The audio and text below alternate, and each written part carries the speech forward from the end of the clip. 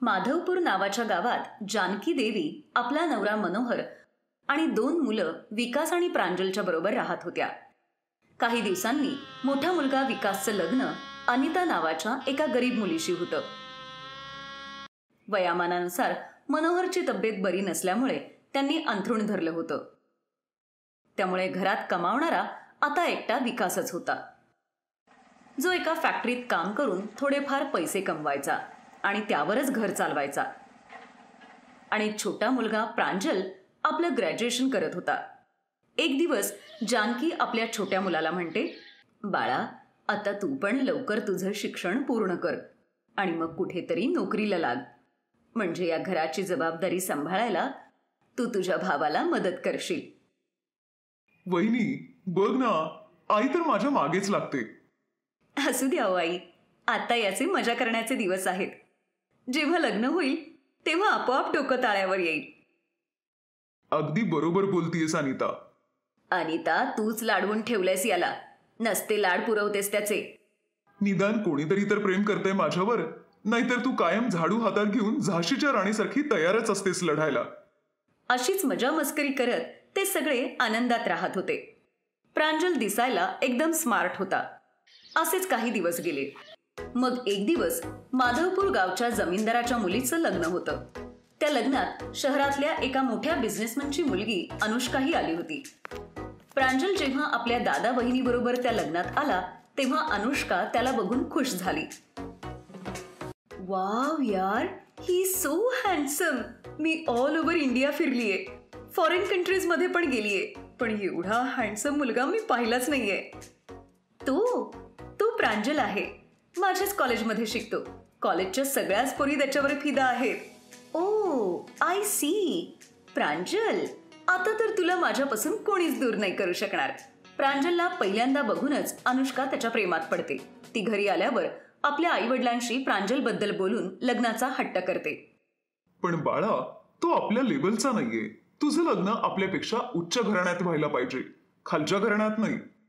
अनुष्काचे आई वडील तिला खूप समजावण्याचा प्रयत्न करतात, पण एकुलती एक मुलगी असल्या कारणाने तिच्या लहानपणापासूनच आई वडिलांनी तिचा प्रत्येक हट्ट पुरवला. त्यामुळे याही वेळी त्यांना तिच्या पुढे झुकावं लागलं. ते आपल्या श्रीमंत मुलीच्या लग्नाची बोलणी करण्यासाठी प्रांजलच्या घरी जातात. आमची मुलगी अनुष्काने जेव्हापासून प्रांजलला बघितलंय तेव्हापासून त्याच्याशीच लग्न करायचंय म्हणून हट्ट धरून बसलीये. हे बघा, तुम्हाला जे काही हवंय ते आम्ही तुम्हाला देऊ, पण तुम्ही या प्रपोजलला हो म्हणा. हो ना, आजपर्यंत आम्ही अनुष्काचा प्रत्येक हट्ट पुरवलाय आणि यावेळीही आम्हाला तिला नाराज नाही करायचंय. ताई, आम्हाला विचार करायला थोडा वेळ द्या. आम्ही 2 दिवसातच तुम्हाला निर्णय कळवतो. जानकी या लग्नासाठी तयार होते. प्रांजलला अनुष्का तर आवडलेलीच होती.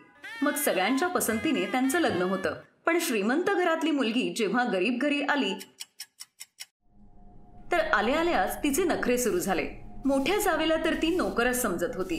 ताई, मला खूप तहान लागलीये, जा ना माझ्यासाठी पाणी घेऊन या. ओहो, किती गरम होतं इथे. कूलर तर कुठल्या जमान्यातलं आहे काय माहित. अनुष्का, मी आत्ता तुझ्यासाठी थंडाई बनवून आणते, म्हणजे तुला जरा बरं वाटेल. ओ हो हो हो, या गरमीने तर माझे वाईट हाल केलेत. माझ्या माहेरी तर माझ्या रूम मध्ये एसी लावलेला आहे. आई, तुम्ही फॅनने वारं घाला ना मला.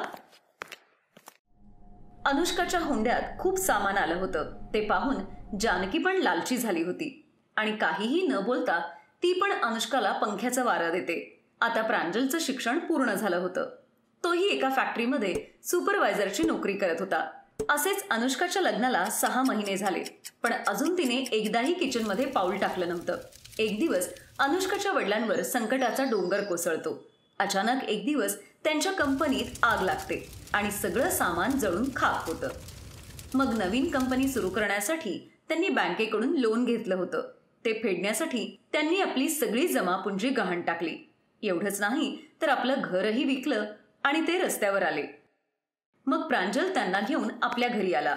पण पप्पा, हे सगळं कसं झालं आणि आता तुम्ही कुठे राहणार? एकतर प्रांजलचं घर खूप छोटं आहे आणि त्यात इथे गेस्ट रूम पण नाहीये. काही हरकत नाही बाळा, आम्ही दुसरीकडे कुठेतरी राहू. तेव्हाच अनिता म्हणते, नाही नाही अंकल आंटी, हे घर पण तर तुमचंच आहे. तुम्ही कुठेही जायचं नाही आणि राहायला तर तुम्ही माझी रूम वापरा. मी आणि विकास बाहेर हॉलमध्ये झोपू. मग जेव्हा थोडे पैसे साठतील तेव्हा आपण अजून एक खोली वाढवू. आणि अनुष्का, माणसाचं मन मोठं असायला पाहिजे, घर नाही. मन मोठं असलं की जागा आपोआप तयार होते. हो, माझी सुनबाई अगदी बरोबर बोलतीये बघा. हे बोलणं ऐकून अनुष्काला खूप लाज वाटते आणि तिला आपल्या वागण्याचा पश्चात्ताप होतो. आपल्या आईवडिलांप्रती अनिताचं असं प्रेमळ वागणं बघून अनिताचा तिला खूप अभिमान वाटतो. ती अनिताची माफी मागत तिला म्हणते, मला माफ करा ताई, मी नेहमी तुमच्याशी वाईट वागले, पण तरीही तुम्ही माझ्या पेरेंट्सना एवढा सन्मान दिलात. I am really very sorry ताई. काही हरकत नाही अनुष्का, तू मला माझ्या लहान बहिणीसारखी आहेस आणि तुझे आई वडील म्हणजे माझे आई वडील. मग दोघी जावा सगळे मनभेद संपवून एकमेकींना मिठी मारतात.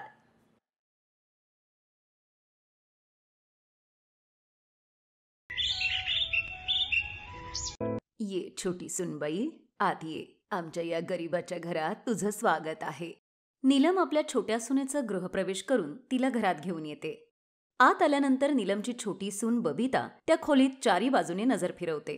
ते बघून तिची सासू नीलम तिला म्हणते, काय झालं छोटी सुनबाई, काय बघतीयेस? आई, ही खोली जरा जास्तच छोटी नाहीये का? असो, माझी खोली कुठे आहे? या सगळ्या लग्नाच्या धावपळीत मी आता खूप थकलीये, मला थोडा आराम करायचा आहे. सुनबाई, हीच तुझी आणि तुझ्या मोठ्या जावेची अनिताची खोली आहे. तुम्ही दोघी आता इथेच राहणार आहात. काय आई, तुम्ही हे काय बोलताय? माझं आत्ताच नवीन लग्न झालंय आणि आम्ही दोघी जावा एकाच खोलीत कसं काय राहू शकतो? तुला तर माहितीये ना सुनबाई, आमची गरिबी, ही एकमेवच खोली आहे आपल्याकडे. जे आहे तुला त्यातच राहावं लागेल. मी आपली स्वयंपाकघरात पलंग ठेवून झोपून जाईन. बबिता नाराज होऊन बसते. तेवढ्यातच तिची जाऊबाई तिला पाणी घेऊन येते आणि तिला म्हणते, हे घे बबिता, तुझ्यासाठी पाणी आणलंय. अजून काही हवं असेल तर मला सांग. मग दोघी जावा आपापल्या नवऱ्यांबरोबर एकाच खोलीत झोपतात. एका गादीवर मोठी जाऊ आणि तिचा नवरा, तर दुसऱ्या गादीवर छोटी जाऊ आणि तिचा नवरा झोपलेला होता. रात्रीच्या वेळी अचानक बबिताला घाणेरडा वास येतो आणि तिची झोप उघडते. हा घाणेरडा वास कुठून येतोय? असं वाटतंय की मांजरीने इथे येऊन घाण करून ठेवलीये. ती इकडे तिकडे बघते पण तिला काहीच दिसत नाही. काही वेळानंतर तिची मोठी जाऊ जागी होते आणि ती जोरात गॅस सोडते. ओ, म्हणजे ही सगळी यांची मेहरबानी आहे तर. यांनी नक्कीच मुळ्याचे पराठे खाल्ले असतील. हे असलं काहीतरी खातात आणि उगाच माझी झोप डिस्टर्ब करतात. या मॅडम तर एकावर एक गॅस सोडतच चालल्यात. तेव्हा मी काय विचार केला होता की माझी पहिली रात्र कशी असेल. पहिली रात्र आहे पण काहीच होऊ शकत नाहीये. त्यात हा असला घाणेरडा वास सहन करावा लागतोय. तेवढ्यातच मोठ्या जाऊबाईंची झोप उघडते आणि ती म्हणते, अरे काय झालं ग बबिता, तू झोपली नाहीस? तुम्ही एवढे जोरजोरात गॅस सोडताय, मग मला झोप कशी येणार?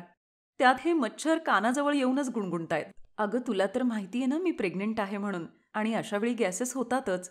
बरं आता तू झोप, उद्या सकाळी उठायचं लवकर. बबिता आपल्या नशिबाला दोष देत झोपून जाते. दुसऱ्या दिवशी बबिताचा सुनमुखाचा विधी असतो. आजूबाजूची सगळी लोक येतात. सुनबाई तर अगदी दिसायला सुंदरच आहे हो. बबिता, तू पण आम्हाला अशी गोड बातमी दे लवकर. काय गोड बातमी देणार? लग्नानंतर तर आम्ही दोघं आमच्या जावेच्याच खोलीमध्ये झोपतोय आणि यांना म्हणे गोड बातमी हवीये. प्रायव्हसी नावाची तर काही गोष्टच नाहीये इकडे. असेच काही दिवस जातात. एकीकडे मोठी जाऊ आपल्या आईशी फोनवरून बोलत होती, तर दुसरीकडे बबिता सुद्धा आपल्या बहिणीबरोबर फोनवर बोलत होती. पण दोघी एकाच खोलीत बोलत असल्यामुळे त्यांना त्यांच्या फोनवर नीट बोलता येत नव्हतं. ओहो, काय त्रास आहे. आता तर फोनवरती सुद्धा नीट बोलता येत नाहीये. एवढाच त्रास होतोय ना, तर खोलीच्या बाहेर अंगणात जाऊन बोल तू. मी का जाऊ अंगणात? एवढंच वाटतं तर तुम्ही जाऊन थांबा ना बाहेर उन्हात. ओहो, तुझ्याबरोबर तर बोलणंच अवघड आहे.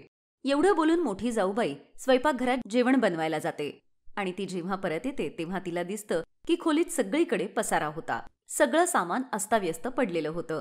बबिता, हे काय आहे? हा पसारा का केलायस तू सगळ्या खोलीत? आणि हा ओला टॉवेल तू पलंगावर असाच टाकलायस? आणि हे कपडे का असे टाकलेत? ताई, तुम्ही हे विसरू नका की ही खोली फक्त तुमची नाही, माझी पण आहे. आणि मला माझ्या खोलीत कसं राहायचंय यासाठी मला दुसऱ्या कोणाचीही परवानगीची गरज नाहीये. त्यानंतर मोठी जाऊ प्रेग्नेंट असतानाही त्या खोलीची स्वच्छता एकटीच करते. काही दिवस गेल्यानंतर तिच्या डिलिव्हरीची वेळ येते, म्हणून तिची सासू तिचं डोहाळ्या जेवणाचा कार्यक्रम ठरवते. त्यासाठी अनिता आरशासमोर उभी राहून तयार होत होती. ते बघून बबिता तिला म्हणते, अनिता ताई, तुमचं आवरून झालं असेल तर जरा आरशासमोरून बाजूला व्हाल का? मला पण तयार व्हायचंय. अगं डोहाळे जेवण माझं आहे, मग मला तर नीट तयार होऊ दे ना. तू नंतर तयार हो. ओहो काय त्रास आहे. जेव्हापासून या घरात आलीये ना, खोली एक, बाथरूम एक, आता तर आरसा पण एकच आहे. देव जाणे मला आणखी किती दिवस हे असं कॉम्प्रोमाइज करत जगावं लागणार आहे. हा मग मी पण तर अशीच राहतीये ना. मी आधी कशी आरामात माझ्या खोलीत राहत होते, पण जेव्हापासून तू आलीयस तेव्हापासून माझ्या खोलीचा चेहरामोहराच बदललाय. राहतेस इथे, पण स्वच्छता मात्र मला एकटीलाच करावी लागते. अच्छा, म्हणजे काय ही खोली फक्त तुमचीच आहे? माझाही ह्याच्यावर तेवढाच हक्क आहे जेवढा तुमचा आहे. शब्दाला शब्द वाढून दोघींमधली भांडणं चांगलीच जुंपतात आणि या सगळ्या गडबडीत अनिताला धक्का लागतो आणि त्या धक्क्यामुळे ती पोटावर खाली पडणारच होती. तेवढ्यात तिचा नवरा नरेश तिथे येतो आणि तो तिला सांभाळतो. देवाचे उपकारच म्हणायचे की तू थोडक्यात पडता पडता वाचलीयस, नाहीतर आज काय होऊन बसलं असतं. नरेश जर आत्ता इथं आला नसता तर तुझ्या अशा वागण्यामुळे त्या बाळाच्या जीवाला काय झालं असतं कल्पना आहे तुला? तुम्हाला दोघींना स्वतःचा नाही तर निदान त्या बाळाचा तरी विचार करायला हवा ना.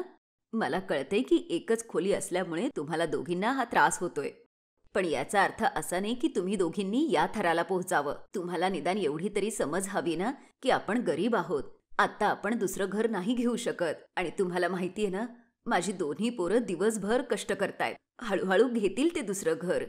आम्हाला माफ करा आई, आमच्याकडून चूक झाली. आता आम्ही असं नाही वागणार. हो आई.